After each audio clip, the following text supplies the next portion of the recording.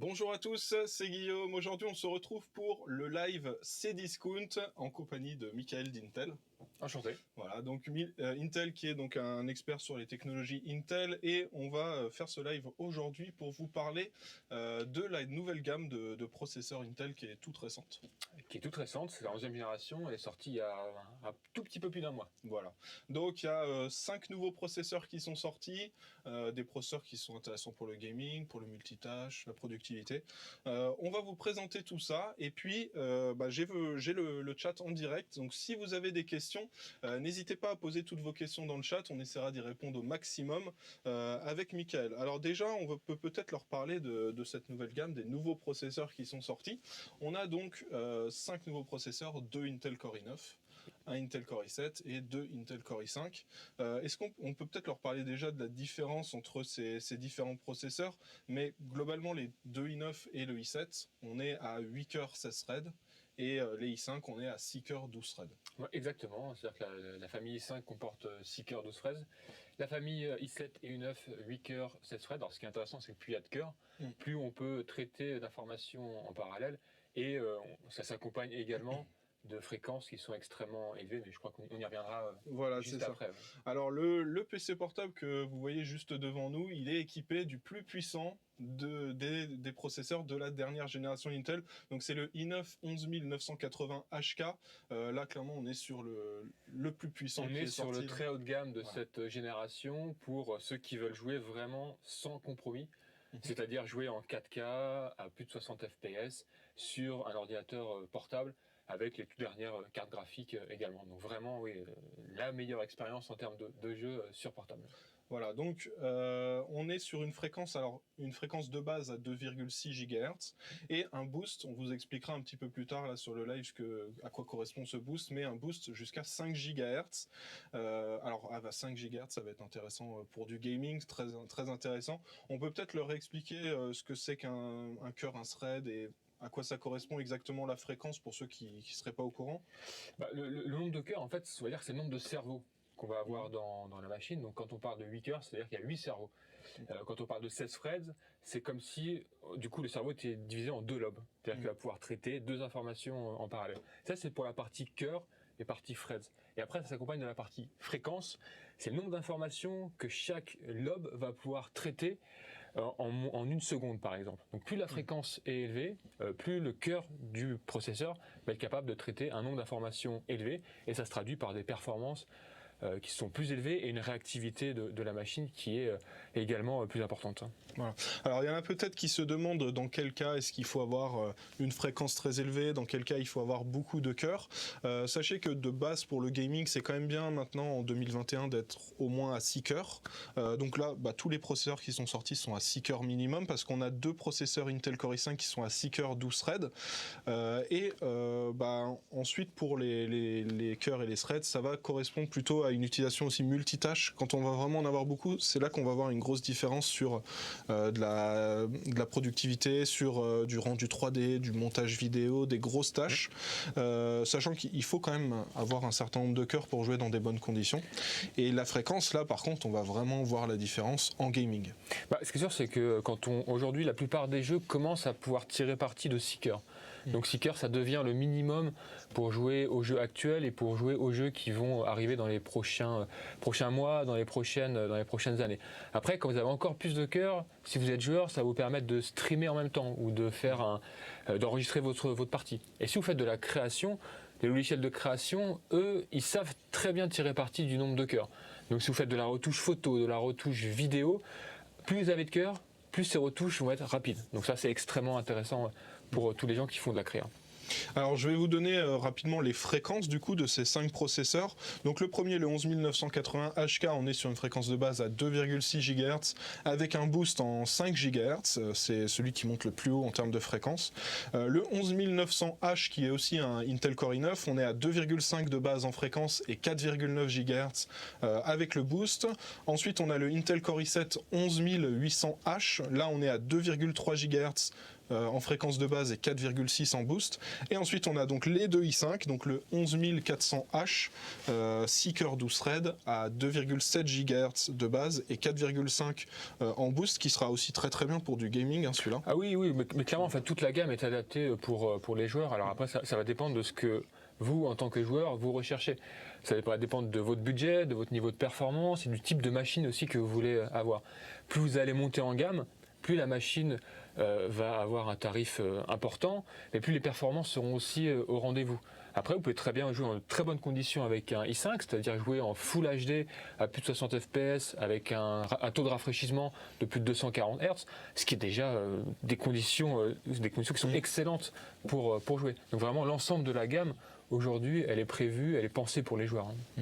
Alors le dernier, je vais juste revenir sur le dernier processeur, le 11260H, donc le i5, avec 6 cœurs 12 threads, une fréquence de base à 2,6 GHz et un boost à 4,4. Alors on leur parle de boost depuis tout à l'heure, je pense qu'on peut leur parler de la nouvelle technologie, le Turbo Boost Max 3.0.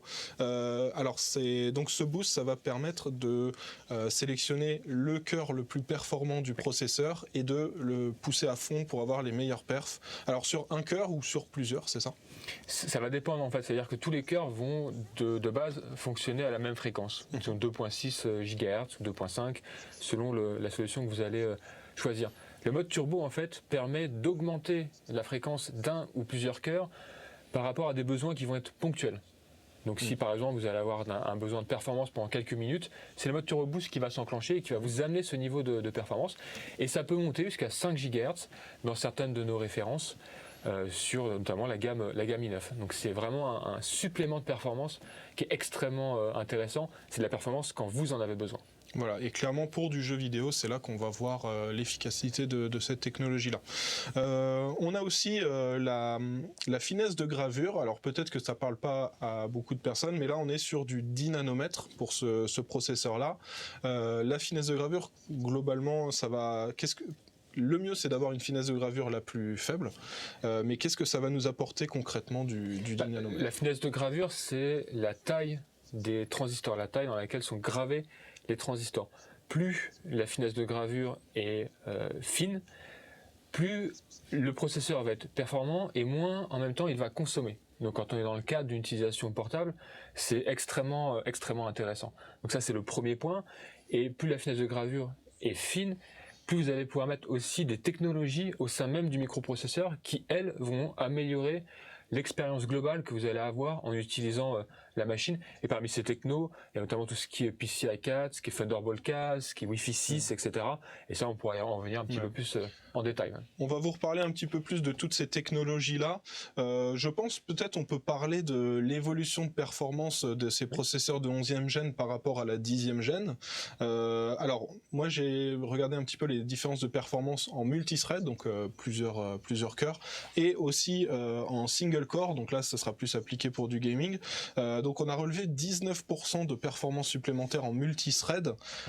Donc clairement là avec ces processeurs là on sera beaucoup plus performant. Par exemple concrètement quelqu'un qui fait du montage vidéo sur Adobe Premiere va avoir des performances meilleures avec cette 11e génération par rapport à l'équivalent de la 10e gène. Exactement, oui. Et pour les tests en jeux vidéo, alors c'était comparé sur 7 ou 8 jeux vidéo, on avait 5 à 21% de performance supplémentaire entre le 10980 HK et le 11980 HK qui sont des équivalents, c'est juste qu'il y en a un c'est la génération précédente et l'autre c'est la nouvelle génération. Donc clairement on voit que les performances sont quand même assez bonnes sur ces PC portables. Et on peut aussi peut-être parler aussi des températures. Les températures qui sont quand même assez bonnes. Ce qui est quand même assez important, c'est de garder des températures correctes pour que, vu qu'on est dans un espace quand même réduit, voilà, dans un PC portable, ça fait partie des grosses choses importantes à avoir quand on est dans cette configuration-là, et avoir un processeur qui ne chauffe pas trop ça permet d'avoir des bonnes performances sur le PC. Clairement, il y a une amélioration aussi là-dessus avec la 11e gêne. Est-ce qu'on peut peut-être leur parler des différentes technologies qui sont intégrées avec ces processeurs de 11e gêne? Donc j'avais noté le PCI Express 4.0, donc ça qui est aussi arrivé sur les 11e gêne pour PC fixe. Oui. Mais voilà, ça arrive aussi pour les PC portables, donc ça va être intéressant au niveau GPU, donc la carte graphique, et niveau stockage aussi. Exactement. Alors cette génération de processeurs, c'est la première génération de processeurs sur le marché qui intègre nativement ce qu'on appelle le PCI Gen 4. Ce qui est intéressant, c'est surtout pour ceux qui vont faire de la créa, puisque ça va grandement en fait améliorer le taux de transfert entre votre disque SSD et le microprocesseur. Donc concrètement, pour vous, vous allez pouvoir traiter de plus gros fichiers plus rapidement, faire plus de traitements et être beaucoup plus productif, ou en tout cas faire ce que vous voulez faire beaucoup plus rapidement. Et c'est un vrai gain de performance pour tous les gens qui font de la créa. Et ce qui est encore plus intéressant, c'est que c'est rattaché directement au microprocesseur, tout comme la carte graphique. Donc vous avez vraiment une configuration qui est complète et qui est faite pour vous amener ce qui se fait de mieux aujourd'hui. Alors je reviens juste sur une petite question qui a été posée dans le chat par Ethno. Donc coucou Ethno. Alors il nous dit, est-ce que le boost est ponctuel ou est-ce qu'il peut rester enclenché tout le temps? Alors le boost est ponctuel. Il est ponctuel, il va durer plusieurs dizaines de secondes au maximum, jusqu'à ce qu'en fait le processeur atteigne un niveau de température maximal. Et à partir de là, le boost va s'arrêter, le processeur va redescendre en température et le boost va se renclencher. Donc en fait, c'est totalement dynamique, c'est transparent pour vous et ça se fait aussi vraiment quand vous en avez besoin. Donc le turbo boost dépend évidemment de tous ces éléments, mais on le voit s'activer dès que vous démarrez le PC et très régulièrement. Donc c'est un vrai surplus en termes de performance qui est très intéressant pour les joueurs. Voilà. Et on va quand même préciser que ce Turbo Boost, vous n'avez rien à faire. Enfin, de base, quand vous allez acheter votre PC et démarrer, vous aurez déjà cette fonctionnalité-là qui sera activée. Il n'y a pas de réglage particulier à faire. Voilà, c'est de base. Rien à faire, ça s'enclenche tout seul. Ça vous apporte ce dont vous avez besoin sans que vous ayez rien à faire. Voilà, c'est ça. Alors on va peut-être parler d'autres technologies qui sont portées par cette 11e génération. J'ai vu que tu avais pris des petites notes.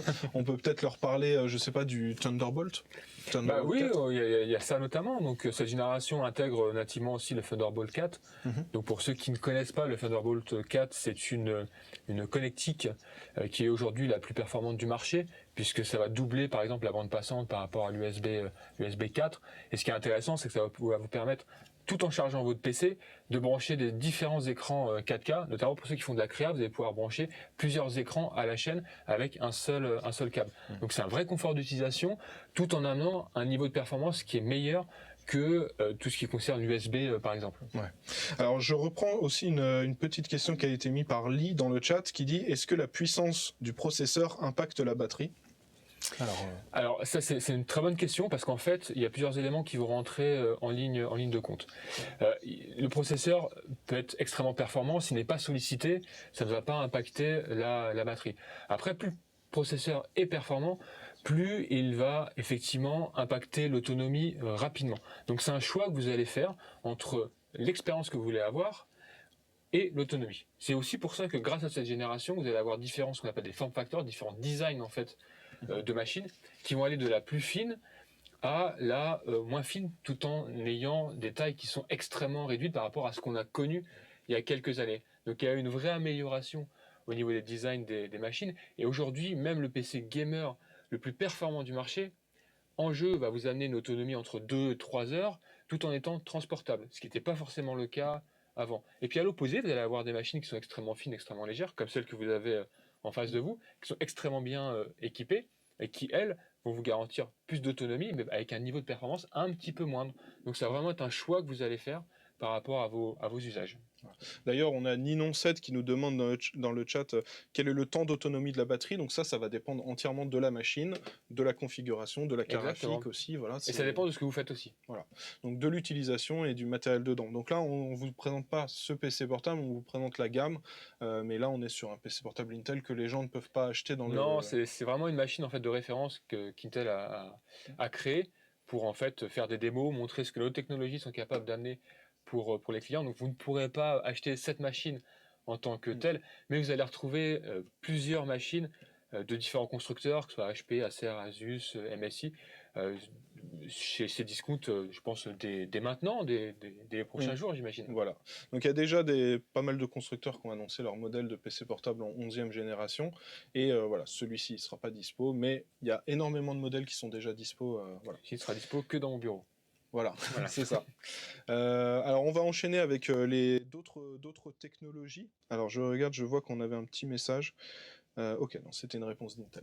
Alors niveau technologie, qu'est-ce qu'on a d'autre qui a été intégré ou qui est disponible grâce à cette 11e gén? Ouais, il y a un point que je trouve super intéressant, c'est le Wi-Fi 6E. On n'en parle pas forcément souvent, mais c'est important à la fois quand on est joueur, mais même si on n'est pas joueur. Parce qu'en fait, le Wi-Fi 6 de base par rapport au Wi-Fi 5, c'est 3 fois plus de débit, c'est 75% de latence en moins. Donc quand vous jouez, notamment quand vous jouez sans fil, c'est quand même extrêmement agréable. Moi, il y a quelques années, jouer sans fil, c'était pour moi une hérésie. Il fallait absolument que je sois branché en filaire. Aujourd'hui, avec le Wi-Fi 6, c'est des choses qui sont largement envisageables. Et il y a maintenant le Wi-Fi 6E qui vient encore améliorer le Wi-Fi 6, puisque, sans rentrer dans trop de détails, il a une bande dédiée, qui est la bande en fait de 6 GHz, où aucun autre appareil va se connecter. Donc il n'y aura pas de congestion par rapport aux autres appareils que vous allez avoir chez vous sur ce réseau. Donc vous, en tant que joueur, vous allez bénéficier d'un réseau dédié, ce qui va vous amener du coup la meilleure expérience en ligne possible. Ok. Alors on a un autre message de Lee qui dit et quel est le prix de chaque processeur? Beaucoup de différence entre le 5 et le 9. Alors vous pouvez pas acheter directement le processeur de PC portable, ça vous pouvez le faire pour les processeurs desktop, voilà, le 11900K, le 11700K, etc. Mais pour cela en fait vous allez acheter directement la machine, le PC portable avec le processeur dedans. Donc globalement, comme vous en doutez, le i9 11980 HK ce sera sur les PC portables les plus onéreux. Les plus haut de gamme, oui. Voilà. Et quand on va descendre en gamme, descendre en prix, on retrouvera le i5 11260H. Vous allez avoir l'entrée, le milieu et le haut de gamme. Voilà. Mais encore une fois, ce qui est intéressant, c'est que même l'entrée de gamme aujourd'hui vous permet de jouer dans d'excellentes conditions. Si vous voulez être un gamer et vous voulez le maximum de performance, vous allez aller plus vers le milieu et le haut de gamme. Voilà. Alors petite précision aussi, on peut avoir des fois un PC avec un gros processeur et une graphique moyenne pour des gens qui veulent faire un petit peu de gaming, mais aussi faire des grosses tâches type montage vidéo et puis un petit peu jouer de temps en temps. Donc des fois vous pourrez avoir peut-être ces PC portables qui sont moins chers que d'autres qui ont un processeur dans les hauts de gamme, genre un 11900H ou un 11800H, mais avec une très grosse graphique. Ça va aussi beaucoup impacter le prix du PC portable. Donc c'est... Oui, il y a plusieurs éléments qui rentrent en ligne de compte voilà. Concernant le prix d'un ordinateur portable. Ce qui est surtout important, c'est de voir ce que vous voulez faire avec cet ordinateur, définir vos usages et à partir de ces usages, choisir la machine qui vous correspond le mieux. Non. Alors on a Ethno qui nous dit si on ne peut pas l'acheter, on peut peut-être le gagner. Alors j'en profite pour vous annoncer que donc demain vous aurez un petit concours qui sera lancé, je vous tiendrai au courant, et Cdiscount aussi, avec un processeur Intel qui sera gagné et des jeux vidéo. Donc vous aurez les infos demain. Alors, est-ce qu'on aurait d'autres technologies dont on pourrait leur parler aussi concernant les 11e générations? Alors, pour ceux qui veulent vraiment pousser le plus loin leur machine, le i9 11980 HK dont on a parlé, qui est celui qui équipe cette machine, est aussi overclockable. Donc vous allez pouvoir manuellement augmenter encore la fréquence du processeur pour avoir des performances qui vont être encore accrues. Et on amène tout un tas d'outils pour aider les gens qui ne sont pas familiers avec l'overclocking, qui peut-être ont peur de se lancer dans l'overclocking.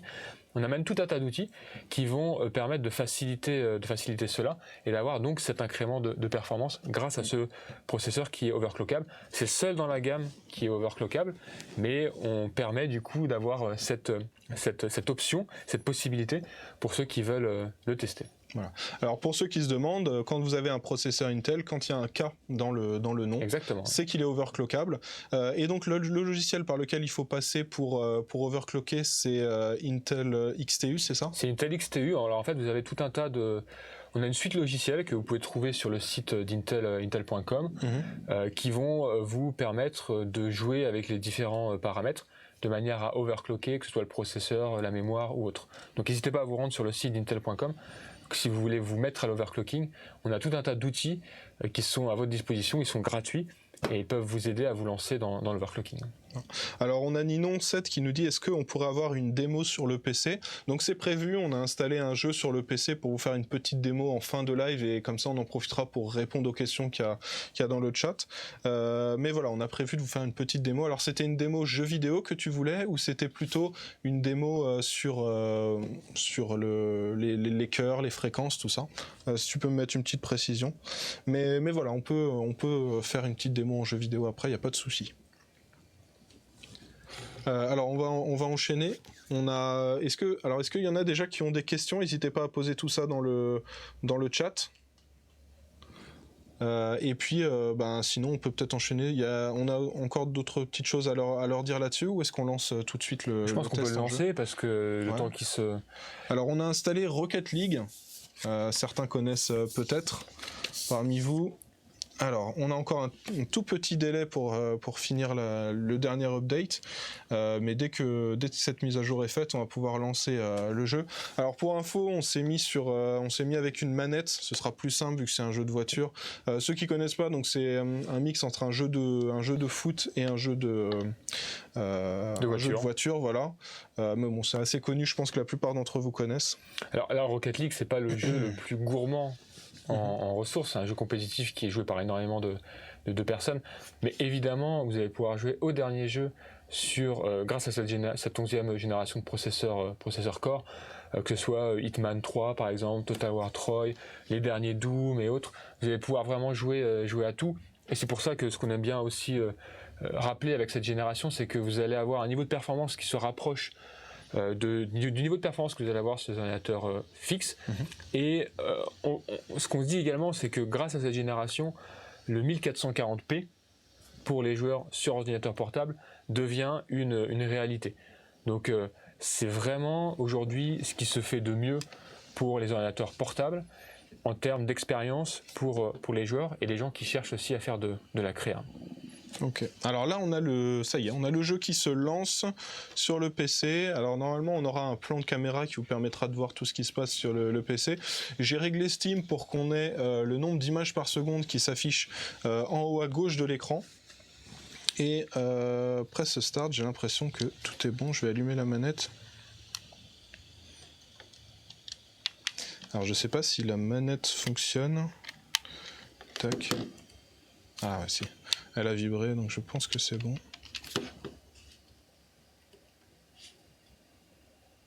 Non, la manette a pas l'air détectée. Ouais, c'est l'effet démo, hein, c'est classique. Hein. Voilà, c'est ça. Bon, au pire, on essaiera de le faire au clavier. Au clavier, au trackpad. Mais là, c'est un gros défi qu'on nous lance. Non, on n'a pas la manette qui marche. Moi, je suis plutôt bon joueur, alors je veux pas jouer au clavier pour que ma réputation reste intacte. Je te laisserai faire. Ok. Alors on va voir un petit peu après. Ah, on a une autre manette qui arrive. Merci. Et on va voir avec cette autre manette si ça fonctionne. Alors c'est parti. Alors on a Ninon7 qui nous dit jeu en priorité. Donc c'est du test en jeu qu'il veut. Donc c'est parfait. On va pouvoir vous montrer tout ça. Voilà. Tac. Alors est-ce que là ça fonctionne? Non. C'est peut-être un souci. Pourtant, elle se met à vibrer quand je la connecte. Il y a un port USB ici. Alors, on va essayer de l'autre côté. Voilà. Parce que si elle vibre pourtant. Ouais. Alors, tac. Alors, j'ai bien la vibration, mais je me demande si c'est pas la manette qui se connecterait peut-être à une console ou quelque chose. Ah, c'est possible, ouais. C'est peut-être ça aussi. Alors, on va essayer avec un autre câble. Mais bon. Sinon, on fera au clavier. Tu peux nous parler de la certification Evo? Oui. Alors, vas-y. Alors, la certification Evo, en fait, c'est un label qu'Intel a lancé il y a maintenant un peu plus d'1 an en collaboration. Ça fonctionne nickel. Tu joues et puis j'explique en même temps. Ouais, vas-y. Donc, en collaboration avec nos partenaires constructeurs, qui en fait va garantir un niveau d'expérience pour les utilisateurs, mais d'expérience dans des cas d'utilisation qui sont réels. C'est-à-dire qu'en fait, pour avoir le label Evo, les PC vont nous être envoyés, vont être testés dans les laboratoires d'Intel, de manière à garantir certains critères. Parmi les critères, c'est par exemple au minimum 9 heures d'autonomie en lecture vidéo Full HD, c'est le fait que le PC se réveille en moins d'une seconde, c'est le fait que vous puissiez charger jusqu'à 4 heures d'autonomie en moins de 30 minutes. Donc voilà, c'est tout un tas de critères qui vont faire que lorsque vous allez faire l'acquisition d'un produit Evo, vous savez que vous allez avoir le meilleur en termes d'expérience, puisqu'il y aura le meilleur processeur, c'est-à-dire les processeurs Core de 11e génération, couplé avec une garantie en termes d'usage. Donc la certification Evo, c'est vraiment un label pour les utilisateurs, un label de qualité, et vous avez une garantie sur les usages, sur l'expérience que vous allez avoir. Alors, bien sûr, vous avez peut-être vu l'écran du PC, mon niveau n'est pas excellent à ce jeu, et t'as un bon niveau, non? Parce que je pense meilleur que le tien. Ouais. Voilà, parce que c'est ton compte, et du coup, le matchmaking fait que je me retrouve contre des gens bien meilleurs que moi. Alors, je vais essayer de me défendre au maximum pendant ce live, mais ça va être compliqué. Tu veux peut-être tester avec la manette, mais là... on va dire qu'il s'est bien marré avec moi, je pense, le gars. Ah, quoique, là, il a un peu du mal aussi. J'avais peut-être mes chances. Alors, je regarde rapidement. Donc, on a Adéon qui nous dit « J'adore Rocket League ». Evo, on en a parlé. Alors, n'hésitez pas, je vous le répète, si vous avez des questions, c'est le bon moment. On profite justement de cette petite session jeux vidéo pour noter justement toutes vos questions. Et voilà, donc n'hésitez pas, que ce soit sur les techno Intel, que ce soit sur les processeurs de 11e génération, laptop ou desktop, c'est le moment. Tac. Je suis décontenancé par le fait de ne pas être devant l'écran. Ah ouais, c'est dérangeant, c'est dérangeant. Si tu veux, on pourra échanger de place si on a des questions juste après. Mais voilà. Alors je vois pas trop de questions dans le chat. N'hésitez pas, hein, si vous avez des questions, c'est le moment. Et on va dire qu'au prochain but, on fait une petite vérification des questions qu'il y aura dans le chat. Tu es en combien de FPS là? Alors là, on est à 92 FPS, sachant qu'il me semble que le jeu tourne en Quad HD. Non, mais en quad, ouais. Voilà, donc 2560 pixels de large par 1440 pixels de haut. Et alors non, là on est en 1600 pixels de haut parce que c'est un écran un petit peu plus que la Quad HD, donc c'est un petit peu mieux que de la Quad HD. Et ça tourne plutôt bien à 92 FPS. Le PC est quand même assez silencieux, hein. Des fois on a des PC portables qui deviennent des machines à ventilation dès qu'on commence à lancer un jeu. Là je trouve que la nuisance sonore est quand même assez faible. Et pour info, pour ceux qui se demandent, sur ce PC on est sur une RTX 3060. Voilà, ceux qui se demandent quelle est la carafique associée à ça. Mais voilà, clairement on est loin, très loin d'être bridé par le processeur. Alors tu te défends bien, hein. Moi il lui a fallu 10 secondes pour me mettre un but, et depuis tout à l'heure tu arrives à résister. Je peux peut-être essayer de te remettre un tout petit peu plus l'écran en face de toi. Voilà. Je ne veux pas prendre de questions, c'est pour ça que je... Voilà. Alors, est-ce que le PC chauffe? Alors, dès que vous lancez un jeu, le PC, il va faire tourner le processeur, la carafique à fond. Et alors, c'est sûr que ça chauffe. Le PC portable qu'on a là est quand même assez fin.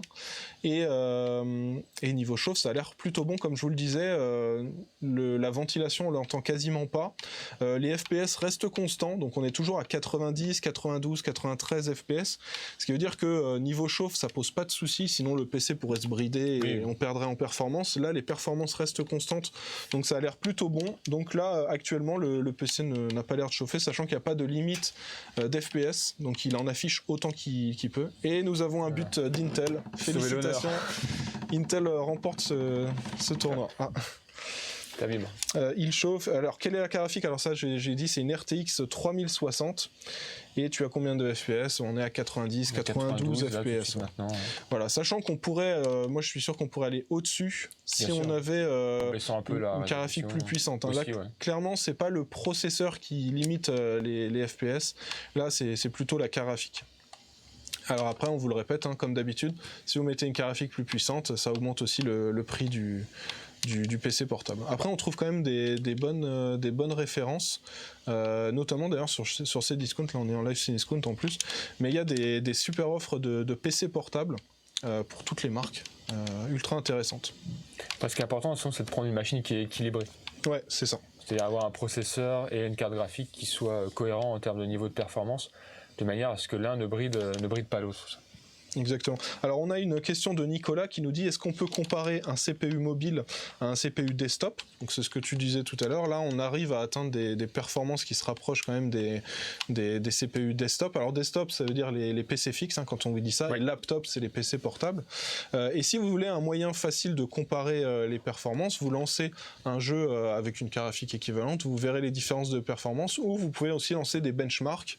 On a un logiciel qui s'appelle 3D Mark que vous pouvez d'ailleurs qui est en promo en ce moment sur Steam.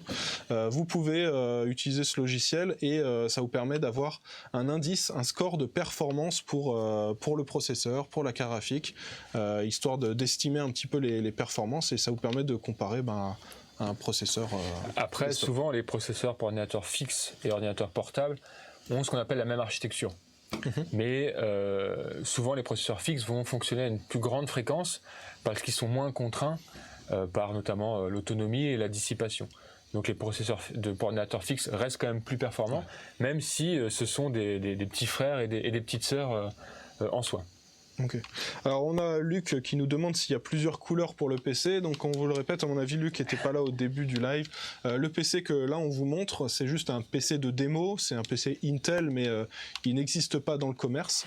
Alors on félicite bien sûr Michael de ne pas avoir gagné. Bon, c'est un petit peu de ma faute on va dire, parce que j'ai perdu direct un point dès le début, mais bon. Donc juste pour résumer, le PC là qu'on vous montre depuis tout à l'heure, il n'est pas disponible dans le commerce. Et voilà, vous n'avez pas la possibilité de l'acheter, mais vous pouvez acheter chez beaucoup de marques différentes des PC portables avec le même processeur ou avec les autres modèles qu'on retrouve, donc les deux i9, le processeur Intel Core i7 ou les deux i5. C'est ça, on voit de toute façon les premières références qui sont maintenant disponibles, et il y en a qui sont rouges, il y en a qui sont noirs, il y en a qui ont du RGB, il y en a qui n'ont pas de RGB. Donc vous allez avoir le choix vraiment en termes de design et en termes de configuration, et c'est ça qui est vraiment intéressant, parce que ça permet de choisir le portable qui va correspondre le mieux à son usage et au type de design qu'on souhaite avoir. Voilà. Alors on a Nicolas aussi qui nous pose une petite question qui dit est-ce qu'un gros processeur comme ça permet de faire de la virtualisation? Alors oui, ça permet de faire de la virtualisation. Maintenant, c'est pas forcément les processeurs qu'on va conseiller pour de la virtualisation. On va plutôt conseiller les processeurs à destination du monde des serveurs ou à destination du monde de l'entreprise. Pourquoi? Parce que ils vont avoir un niveau de performance encore plus important, mais ils vont aussi avoir des technologies de sécurité et des technologies d'aide à la virtualisation. Donc oui, en soi, vous pouvez faire de la virtualisation sur ce type de machine. C'est pas forcément ce qu'on préconise, parce que vous allez vous sentir bridé en fait dans ce que vous allez pouvoir faire au niveau de la virtualisation. Si vous voulez vraiment aller le plus loin possible en termes de virtualisation, il vaut mieux se pencher vers des solutions plus professionnelles. Ok, alors je pense qu'on a fait à peu près le tour de toutes les questions qu'on avait dans le chat. On espère qu'on vous a bien aidé, qu'on vous a bien renseigné justement sur la nouvelle gamme de processeurs 11e génération d'Intel. Dans tous les cas, on a parlé à peu près de tout, et avec les questions, ça a permis de compléter tout ça. Je vais juste prendre une question de Lee, mais qui nous dit possible de connecter des objets. Alors ça va dépendre entièrement du PC portable. Des objets, je suis pas sûr tout à fait de comprendre la question, mais, voilà, connecter des périphériques. Bien sûr, notamment avec Thunderbolt 4, qui est en fait un câble unique pour connecter tout un tas d'appareils externes. Évidemment, vous allez pouvoir le faire. Hein. Ok. Donc voilà, donc on a répondu à la plupart des questions. Le replay sera disponible. Donc vous aurez le lien, je vous partagerai le lien dans tous les cas sur Twitter dans pas longtemps. Si ceux qui veulent revoir le live. J'espère que ça vous a plu. Merci Mickaël d'avoir participé. Et puis voilà, on oubliera aussi mes performances sur le jeu. Malheureusement, je n'oublierai pas. Je n'ai pas été très bon. mais voilà, on espère que ça vous a plu. Merci aussi à Cdiscount d'organiser ça, et on vous le rappelle, les processeurs de 11e génération, vous les retrouvez dans plein de PC portables qui sont disponibles sur la boutique Cdiscount. Au revoir tout le monde. Au revoir. Ciao.